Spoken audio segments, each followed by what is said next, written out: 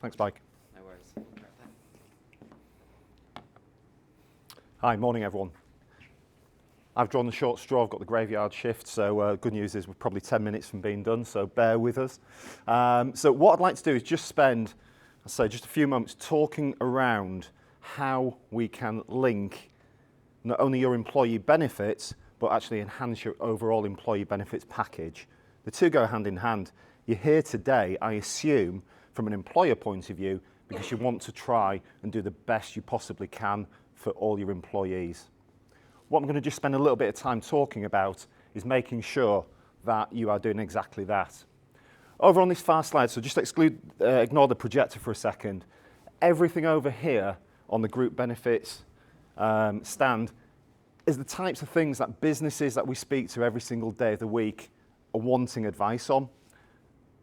Typically, it falls into two different categories: protecting the business, profitability, continuity, and secondly, making sure that from an employer point of view, you're providing the best possible employee benefits that you can.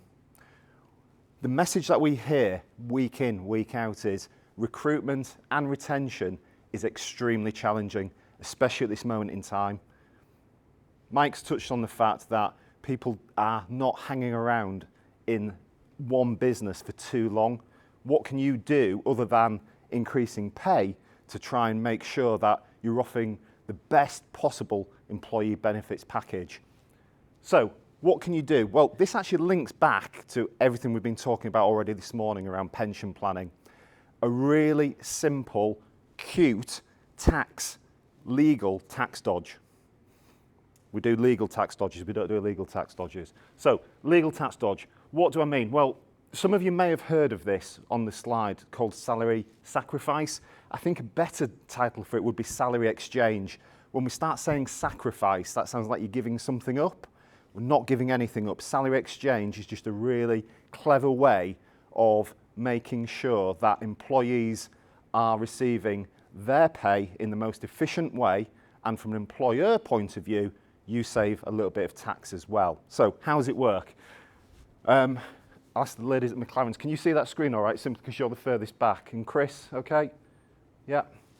So what we're talking about is a nice, easy way of reducing taxable income. So what does this look like? I've just used a really basic, crude example here. So we've got a hypothetical employee currently earning £40,000 a year. That employee is paying 5% of their salary into a pension, because that's what they have to do. 5% employee, 3% employer. All that happens is the employee says, actually, I'm not going to pay this pension contribution anymore. So in theory, they take their 5% and they take it as a pay cut, and instead, what happens is the employer makes the contribution on their behalf. So it's still the same 5%, but the employee is now only earning £38,000 in exchange of the 5% going from the employer. You might be looking at this thinking, what on earth is this guy talking about? Why would we be doing this? Really simply, because the employee's take home or their gross pay is now being reduced, what it's doing is it's reducing their taxable income, which in turn means that they save national insurance.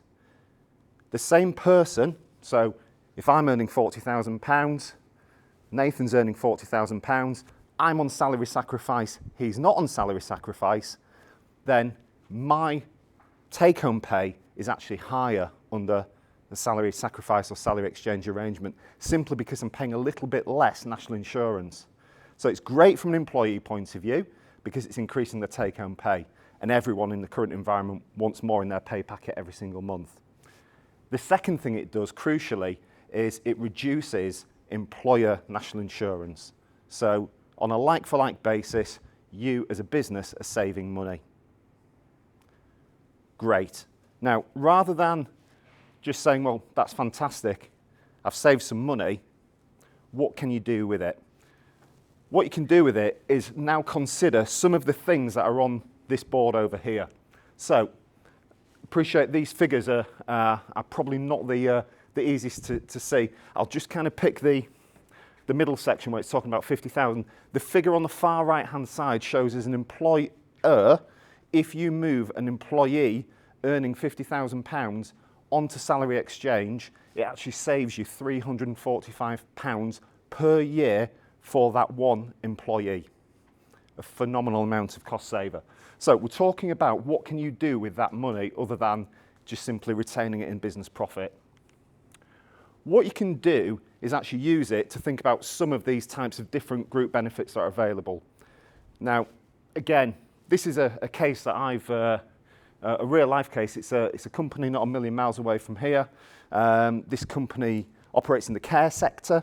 Care is notorious for very, very high turnover rates. It's not uncommon to see 20-25% turnover of employees each year.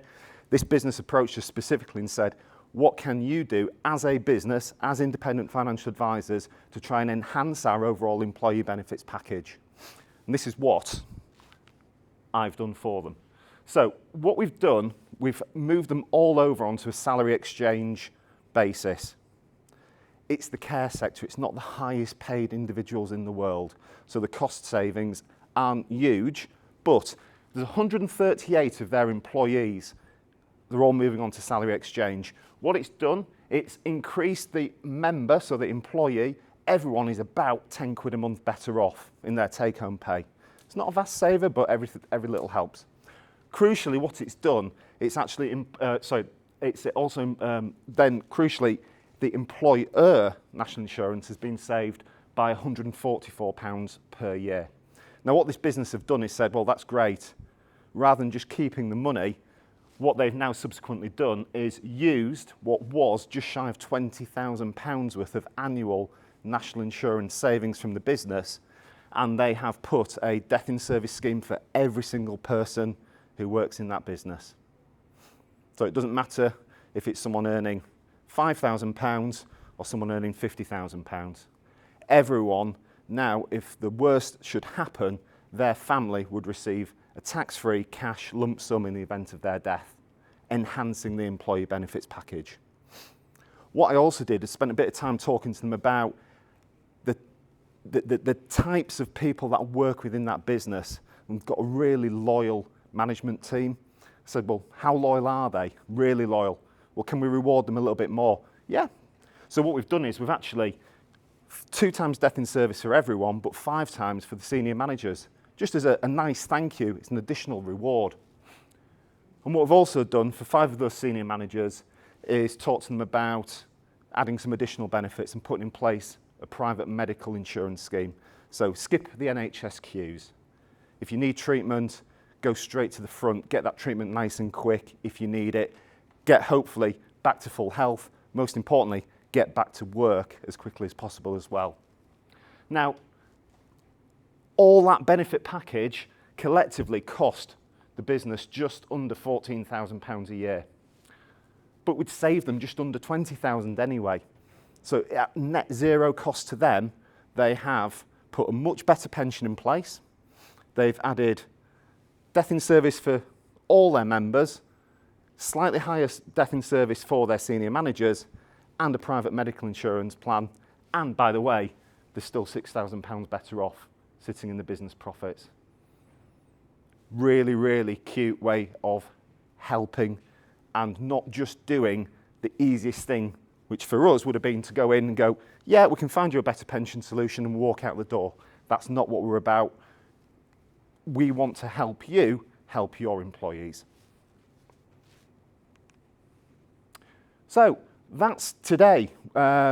We opened up and Paul started with the opening session around identifying the inadequacies that we saw in the auto-enrolment market. Mike then talked a little bit about pensions and Penfold and how their solution hopefully works. I've just touched on how you can improve at what we refer to as net zero, so net zero cost. That's us done.